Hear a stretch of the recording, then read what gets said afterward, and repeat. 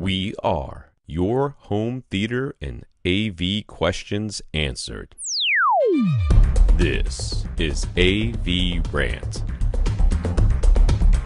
Want your home theater or AV question answered by Tom and Rob? Send it to question@avrant.com. Welcome to AVRant. I'm Tom Andry, and I'm here with Rob H. Nick.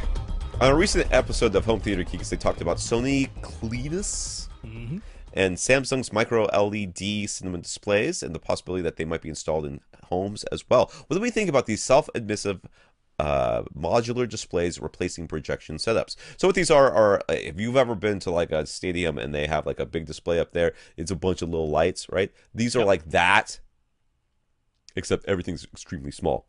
That's right. So I think that with Sony Cletus, they're like the pixels are like 3 microns apart or whatever. Something like that. And 90-something% of each pixel is actually just black nothingness because the crystal LEDs are so small that they take up it's like 8% or something of the pixel. Right. And there's 3 of them because there's red, green, and blue. Right. That's how small they are. So the teeny tiny little LED points of light, but they can hit like 500 nits. Nice. It's pretty cool. So what do we think about these things? I'm for it. I mean, if they can make it work, I mean, and affordable. They're not going to call them. They're going to be the new flat panel. I mean, they're not going to call them projection screens. They're going to call them, flat panel, the new, whatever. I mean, if they can make it cheap and make it big and make it so that people can do it, I mean, honestly, they should make it so that all walls are covered in these things. And then, and then we don't have to worry about displays. People are like, oh, but what about where you put your speakers? The whole wall. I could put the speakers anywhere and make the screen as big, just fit between the speakers. Yep. Right? I mean, you program the thing. Alexa, make me a TV screen between the speakers. Evolve Sony's whole actuators on the surface of the screen thing itself. You turn this into the speakers. It's the speakers. Yeah, I love it. There's plenty. I'm totally. If I can have a 150-inch 500 nit display, yeah, I'm for it. And one that I can use with the lights on because it's not a projector. Yeah, totally for it. Yeah, hit me. Just I don't have $3.8 million for one, that's all. So he says naturally one of the drawbacks of these screens is that the center speaker cannot be placed behind them. For homes, it's the same as a flat panel, but for full-size cinema, it was suggested that 2 center speakers might be used, one above and the screen and one below. Would that work for creating a phantom center in the middle, and could the same setup be effective at home? Dude, we did a review. We didn't. Ray. Axiom centers, remember? Yes. Ray did a review of the Axiom Epic 800 thing, right? And he was trying to make those center channels. They're the ones with that tweeters on the outside. He's like, they're not working. So we had them send 2, and he put one above and one below. Yep. And it still didn't sound that great, but it sounded a little bit better. Will it work? Yeah, I mean, it's not a good idea.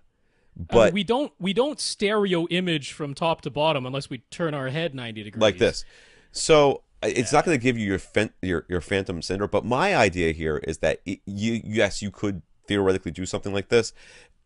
The idea being that the screen is so huge that you're just looking for like this wall of sound. In actuality, I don't think it would ever be necessary. You only really need the one, and your brain will relocate the sound to the center of the screen. If it's if it's above or below, doesn't matter. It will do it quite well because it's our brains are capable of doing this, and they'll do it whether we want it to or not.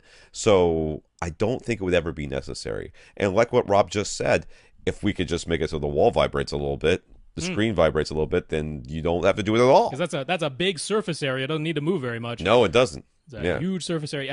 The way Samsung had this set up in there, actually, because they actually have one of these in Korea now. Sure.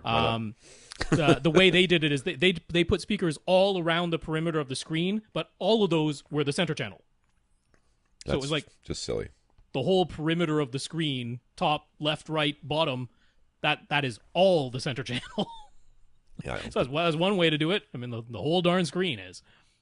Yeah, I don't think that's necessary. I think one would be just fine for most. Yeah. I mean, unless you're talking about a really matte, but really, we're talking about people having 150-inch screens, Hmm. and when they have a single center channel, none of them say, "Well, it sounds like it's coming from one part of the screen and not the whole screen." No one's ever said that. No one who knew what they were talking about, anyways. So Nick uses Ascend Sierra 2 speakers. I'm going to cough. Hold All right. on. Excuse me. There it went. Ugh. I just drank this water, and it, like, completely scratched my throat. Hold on.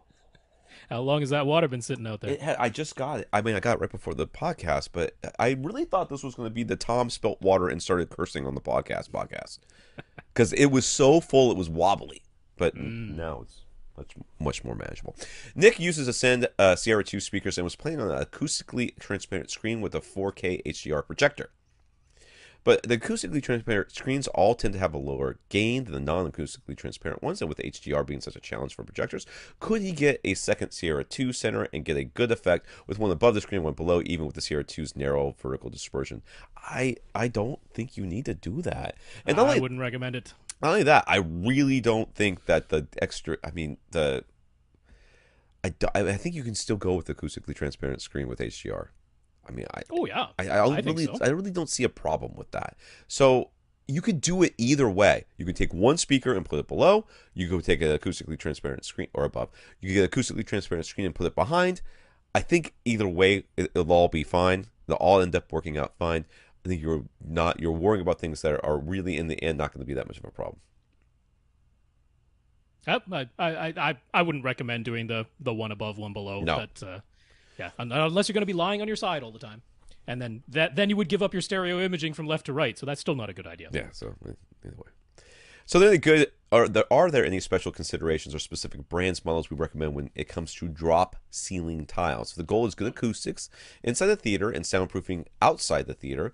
Aside from putting insulation above the drop ceiling tiles, is there any particular kind of ceiling tile that ought to be used?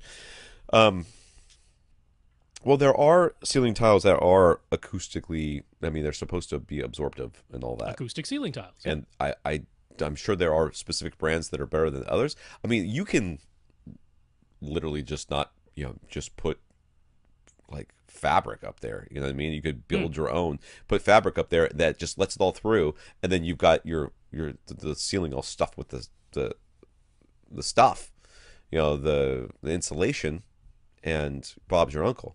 So I mean, I don't know. I mean, there's all sorts of ones out there. Aren't there ones that like Gick uses or whatever that have like diffusion panels? diffusion panels too? You could kind of mix it up there. There are those, yeah. Oralex sells those too. Yeah. So just straight replacements for your typical grid ceiling tile, but it acts as a diffuser up there if you wanted to do that. Yeah, I mean, there are 4 things that help you with soundproofing, right? So one is just sheer mass. Right. Second one is decoupling, so Yep. having 2 surfaces separated. The third one is damping, and the fourth one is just insulation inside the cavity of whatever it is. So insulation inside, that's really easy, right? You're going to put pink stuff above the drop ceiling tile. That's number 1. The drop ceiling is already decoupled from the surface above. It's not attached to the same joists that are holding the floor above. You have this layer of the grid in between, so it's Right. decoupled. The ceiling tiles themselves, if you go with acoustic ceiling tiles, if you want to, you could go commercial grade, right? That's about I don't have a particular brand or a particular model of ceiling tile to point you toward, but if you really wanted to, you could go commercial grade acoustic ceiling tile.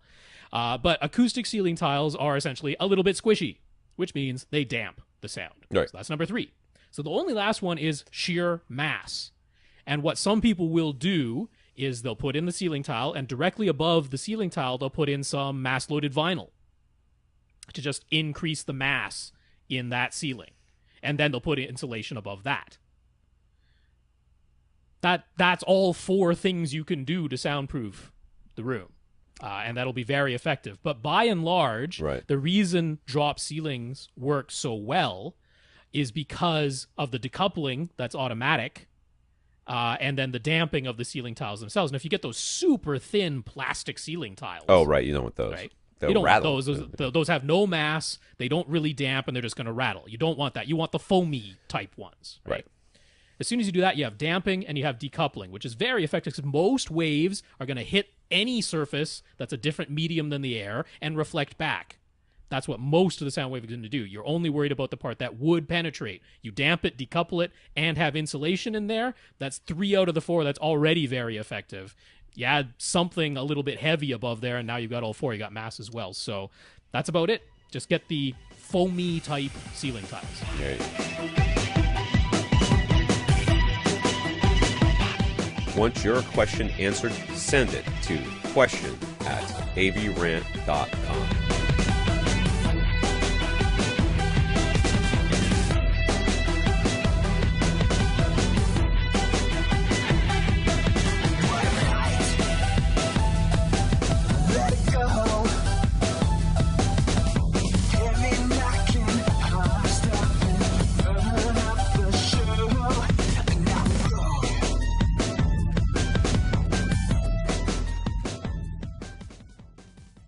This is AVRant. Now go out and listen to something.